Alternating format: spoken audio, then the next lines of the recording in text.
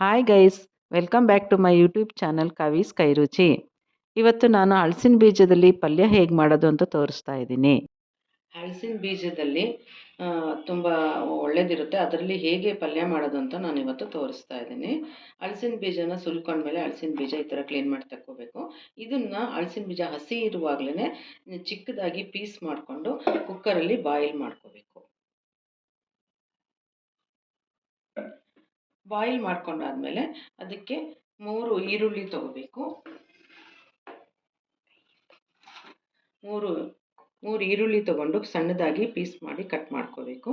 ಮತ್ತು ಎಣ್ಣೆ ಬೇಕು, ಮತ್ತು ಇದು ಹುಣಸೆ ರಸ ಬೇಕು, ಇಂಬ್ಲಿ ರಸ ಅಥವಾ ಟ್ಯಾಮರಿನ್ ಜ್ಯೂಸ್ ಅಂತೀವಿ ಅದು ಬೇಕು. ಪ್ಲಸ್ ಅರಿಶಿನ ಪೌಡಿ ಮತ್ತು ಇದು ಸಾಂಬಾರು ಪೌಡ್ರ್, ಇದು ನಾವು ಮನೆಯಲ್ಲೇ ಮಾಡಿರೋದು. ಇದನ್ನು ಇನ್ನೊಂದು ಸಹ ನಾನು ನಿಮಗೆ ತೋರಿಸ್ಕೊಡ್ತೀನಿ ಹೇಗೆ ಮಾಡೋದು ಅಂತ.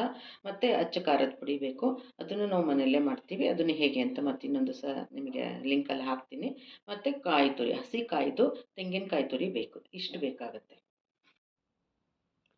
ಈಗ ಗ್ಯಾಸ್ ಆನ್ ಮಾಡಿ ಬಾಣಲಿ ಇಟ್ಟು ಎಣ್ಣೆ ಹಾಕಿ ಅದರಲ್ಲಿ ಈರುಳ್ಳಿ ಫ್ರೈ ಮಾಡ್ತಾ ಇದ್ದೀನಿ. ಈರುಳ್ಳಿ ಗೋಲ್ಡನ್ ಬ್ರೌನ್ ಆಗಬೇಕು, ಅಲ್ಲಿವರೆಗೂ ಫ್ರೈ ಮಾಡಬೇಕು. ಈರುಳ್ಳಿ ಚೆನ್ನಾಗಿ ಫ್ರೈ ಆದ ತಕ್ಷಣಕ್ಕೆ ಬೇಯಿಸಿರೋವಂಥ ಹಲಸಿನ ಬೀಜ ಹಾಕಬೇಕು. ಹಲಸಿನ ಬೀಜನೂ ಚೆನ್ನಾಗಿ ಬೆಂದಿದೆ.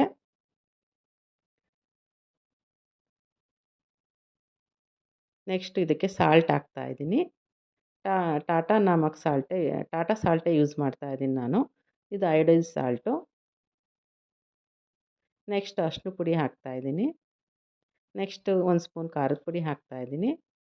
ನೆಕ್ಸ್ಟ್ ನಾವು ಮನೆಯಲ್ಲೇ ಮಾಡ್ಕೊಂಡಿರೋಂಥ ಸಾಂಬಾರು ಪುಡಿ ಹಾಕ್ತಾ ಇದ್ದೀನಿ. ಇದನ್ನೆಲ್ಲ ಹಾಕಿದ್ಮೇಲೆ ಚೆನ್ನಾಗಿ ಮಿಕ್ಸ್ ಮಾಡಬೇಕು.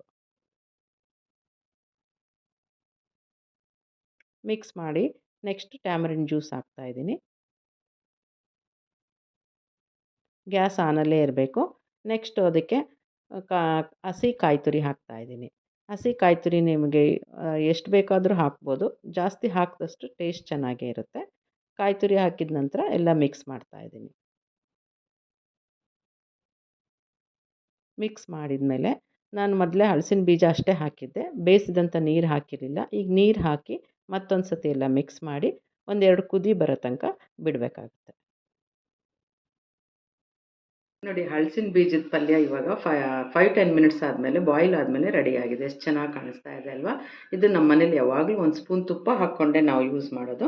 ತುಪ್ಪ ಹಾಕ್ಕೊಂಡು ತಿನ್ನಿ. ಆಮೇಲೆ ಚಪಾತಿ ಜೊತೆಗಂತೂ ತುಂಬ ಕಾಂಬಿನೇಷನ್ ಚೆನ್ನಾಗಿರುತ್ತೆ.